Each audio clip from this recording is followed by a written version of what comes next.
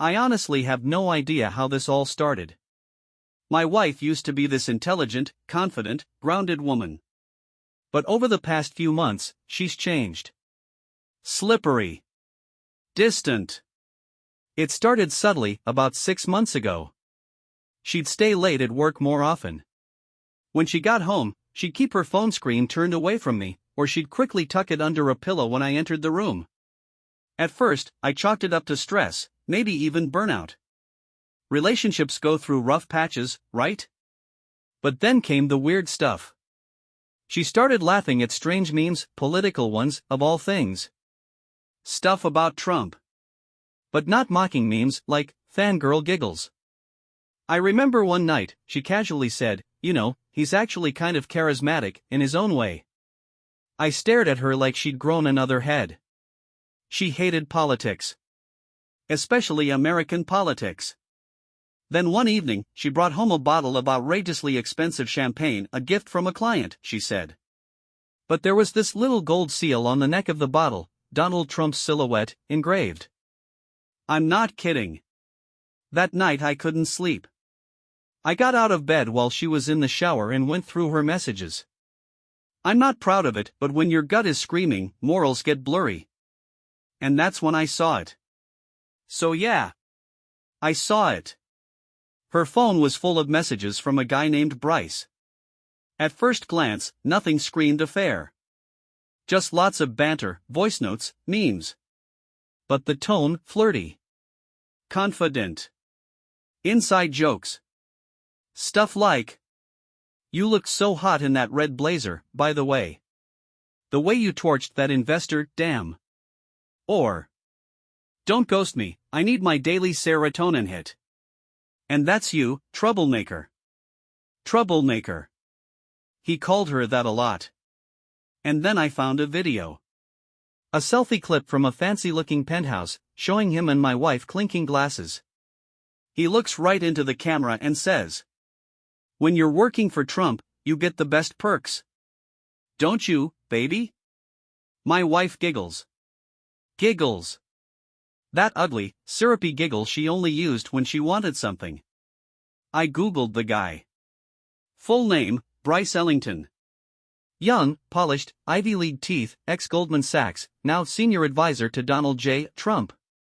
Tons of press photos with Trump shaking hands, whispering at rallies, even golfing together. Some far-right blog called him Trump's new golden boy. And somehow, this guy had been texting my wife every single day. I confronted her that night. Not angrily, just with the phone in my hand, sitting on the couch. She looked at the screen, froze, and then she laughed. "You're being dramatic," she said, and walked into the kitchen like I'd asked if we were out of milk. I sat there stunned. Like what? Dramatic? There's a video of you snuggling a presidential advisor and I'm the problem?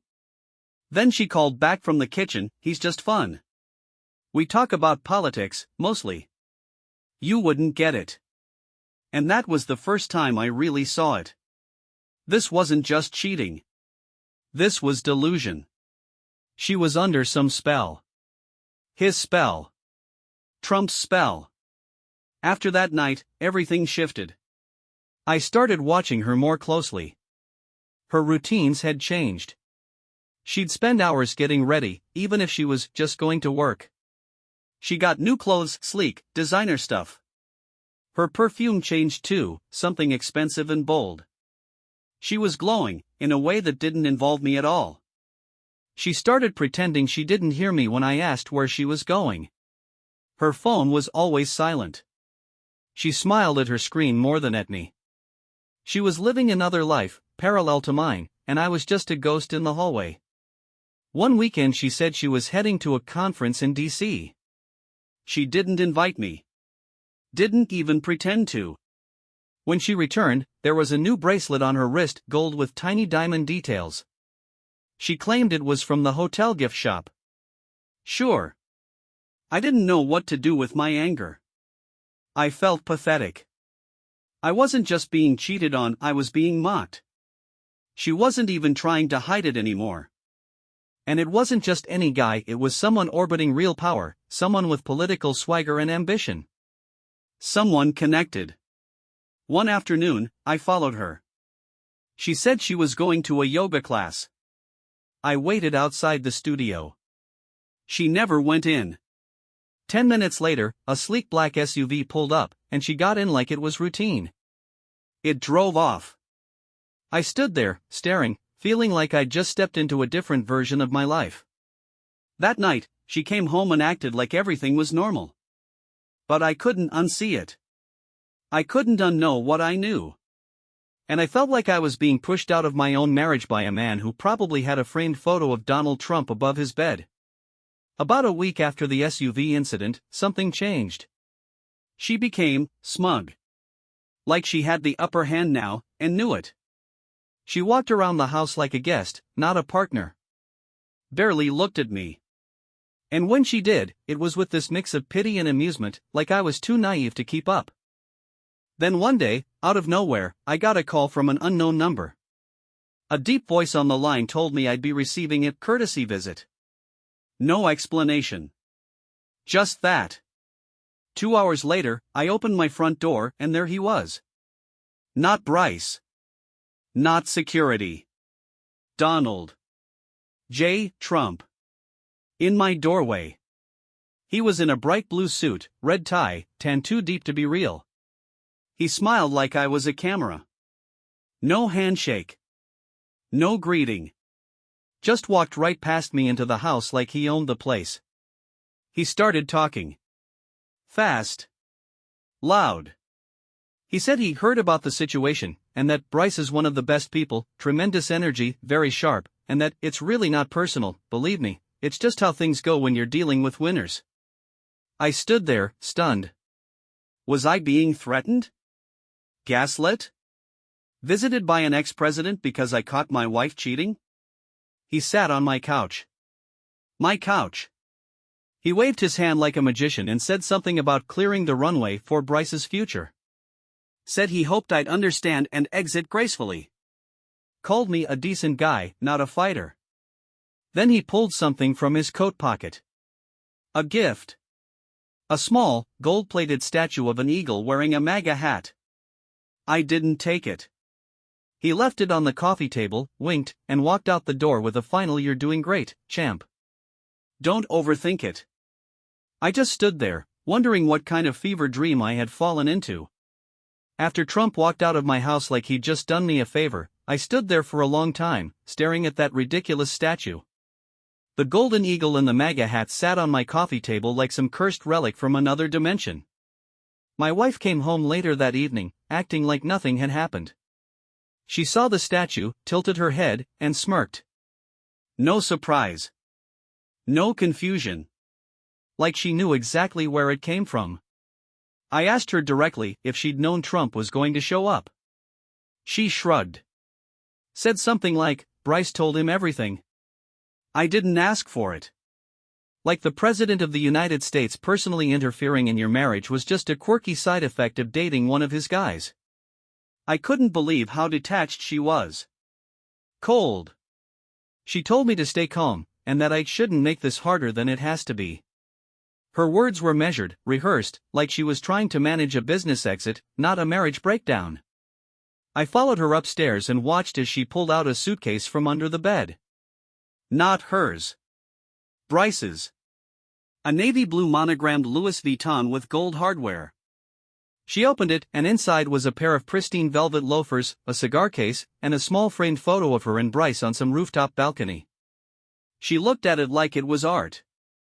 Carefully placed it on our nightstand. Our nightstand. This wasn't just cheating. This was full invasion. I didn't sleep that night. I kept staring at that photo across the room, lit up by the moonlight. I felt like I was living in a twisted political soap opera, except no one told me I was a background character. I started to realize something. I wasn't just losing her. I was being replaced. The next morning, she was already dressed and on the phone when I came downstairs. She was speaking in a low voice, pacing, laughing occasionally like she was in a rom-com. I couldn't hear every word, but I caught Palm Beach, his team, and, disturbingly, media training. She hung up, turned to me, and said she might be spending more time in Florida. Just like that. No discussion. No regard for what we were, or had been. I asked if she was serious. She said she was exploring new opportunities. That she and Bryce had chemistry and momentum, like she was talking about launching a podcast. Every word was like a paper cut, but worse was the way she looked at me, like I was the fool who didn't understand the modern world. Like monogamy, honesty, or respect were just outdated relics. I started going through the house that day, quietly removing pieces of myself. Photos. Mementos. My books. I didn't know if I was leaving or being pushed out, but I needed something that felt like me again. Later that evening, a delivery van pulled up. 3 men in black polos came in with velvet ropes, brass stands, and a huge acrylic box. They set it up in our living room like it was an art exhibit. Inside the box was a full-size, wax-like sculpture of Trump's hand giving a thumbs up. The base read, "Great job, buddy." No one asked permission. No one explained. She didn't even blink. I felt like I was inside someone else's fever dream. And worst of all, I was starting to wonder if I'd wake up alone. At this point, I was numb. I stopped reacting. What else could I do? My wife was transforming into some high-gloss version of herself, orbiting political power like it was gravity. I felt like a civilian caught in the middle of a very personal coup. The wax hand stayed in the living room. She started calling it the boss. She'd nod at it in the mornings. Like a ritual. I wanted to laugh, scream, or burn it, but I couldn't even find the energy. Then, one afternoon, I came home early from work. I wasn't trying to catch her, just exhausted. But when I opened the front door, I heard voices. Not hers. Not Bryce's. It was Trump, again. On video chat. She had him on the big screen in the den. He was pacing in what looked like a private jet, talking strategy. Bryce was beside her on the couch, in a tight white shirt, sleeves rolled up like a political intern from a movie. They all turned to look at me like I was interrupting their home. Trump paused, pointed through the screen, and said, "Hey. There's the ex. Still lurking around, huh?" He laughed, then added, "We got a clean house. Right, sweetheart?" She didn't say anything. Bryce just smiled and shook his head, like I was a sitcom character who wouldn't leave the set. Trump winked. Told me it was time to do the decent thing and move along. Said, "Let the winners win. Don't be a bitter footnote." I walked out. That was all I could do. I sat in my car for over an hour. I didn't cry. I didn't call anyone. I just stared at my hands on the steering wheel, wondering how in the actual hell I got here. A few days after the video call incident, something inside me shifted. Maybe it was survival instinct. Maybe just pride. But I started documenting everything: photos of the statue, screenshots of messages I'd backed up, even audio recordings when I could get them. I didn't know what I'd do with it all, but I needed evidence that this really happened. That I wasn't crazy. Then something unexpected happened. A manila envelope was slipped under our front door one morning. No return address. Inside were glossy surveillance-style photos, my wife and Bryce at some elite private club, dining with what looked like donors or political insiders. One picture showed Bryce handing her a wrapped box. Another showed her laughing, holding a wineglass, visibly drunk or maybe something more. Attached was a handwritten note. "Be careful. Not everything is what it seems." No signature. I confronted her with the photos. She didn't deny any of it. She just looked tired and said, "You're making this harder for both of us." Then she left the house without her phone. That never happened. Later that evening, I received a bizarre package. No note this time. Inside was a limited edition Trump brand chess set. Every pawn was a miniature version of me. Literally. My face had been 3D printed onto them. Bryce was the knight. Trump, of course, was the king. I stared at the board, horrified. Someone had taken time to design this. To mock me. I was starting to think this wasn't just personal. I didn't touch the chess set. I left it in the hallway, face down, like it might whisper to me if I stared too long. I couldn't shake the feeling that they were watching me. Tracking my reaction. Measuring how far I could bend before I snapped. Then, late one night, she came home looking shaken. Her hair was wet. Her makeup smudged. She stood in the doorway like she wasn't sure where she was. No Bryce. No phone. I messed up, she said quietly. I didn't move. I didn't say a word. I was beyond that now. She sat on the edge of the couch, hands in her lap. Said she'd seen something in Bryce. That his ambition wasn't just ambition anymore. That he'd told her about plans. About removing variables. She didn't explain what that meant. She just said she was scared. For the first time in months, she looked at me not like I was an obstacle, but a lifeline. I want to fix this, she whispered. I swear. But I didn't trust her. Before I could answer, there was a knock at the door. Not a gentle one. Heavy. Rhythmic. When I opened it, there was no one there. Just a single object on the doormat, a rolled-up Trump 2028 campaign banner, wrapped around a crowbar. No note. Just a statement. After I found that damn Trump 2028 banner wrapped around a crowbar, I just froze. My wife was still sitting on the couch, shivering, with wet hair, mumbling something about variables and mistakes. I didn't know whether to believe her, or if it was just another one of her lies. She'd been lying to me for months, pretending I was just hysterical while she was scheming with this Bryce, Trump's golden boy. But a crowbar on the doorstep? This wasn't a chess or wax hand joke anymore. This felt like a threat. I slammed the door shut, locked it all the way, and turned to her. Tell me. Everything. Now. She looked at me, eyes red, and began to tell me, confusingly, jumping from one thing to another. Said that Bryce had changed in recent weeks. That he'd become obsessed with more than just his career, but something bigger, a legacy. That he'd talked about purging the ranks and removing the weak links. She thought he was referring to political enemies until she heard him mention me. Me. By name. Told Trump on the phone that this guy is dragging the rubber too long and that we need to speed up the process. I asked what the process was. She hesitated, then said, he wants me to leave you. Completely. And he said that you could be a problem. That you could ruin everything. Ruin what? She didn't know. Or didn't want to say. And then the chaos began. First there was a rumble, a low, mechanical rumble, right above the house. I looked out the window and saw a black helicopter hovering over our neighborhood, with a red Trump sign on the side.